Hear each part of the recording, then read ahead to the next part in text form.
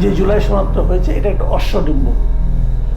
নাহিদ ইসলাম এনসিপির প্রধান বলেছেন যে জাতির সঙ্গে প্রতারণা করা হচ্ছে, কয়েকটা কাগজে সিগনেচার করে জাতির সঙ্গে প্রতারণা করা হচ্ছে। যদি এনসিপির বক্তব্য সঠিক হয় তো সে প্রতারণার সাক্ষী পুরো দেশ আজকে হয়েছে। এবং আমি বলবো এরকম একটা বিশাল অশ্বডিম্ব প্রসবের জন্য যে প্রসব বেদনা গত 1 বছরের বেশি সময় ধরে এই সরকার এই জাতিকে দিয়েছে, সেই বেদনা এখন আমরা ফেরত চাই। এর পেছনে যে বিপুল ব্যয় করা হয়েছে, বিদেশ থেকে যে সমস্ত বুদ্ধিজীবীকে উড়ে নিয়ে আসা হয়েছে, ভাড়া করে নিয়ে আসা হয়েছে, তাদের আমরা বিচার করতে চাই। তারা করলোটা কি? এবং এই লোকগুলি যোগ্য ছিল না, একদমই যোগ্য ছিল না। কোনো একজন আইন বিশেষজ্ঞ, কোনো একজন সংবিধান বিশেষজ্ঞ তাদের এই সমস্ত কর্মকাণ্ডকে সমর্থন করেনি।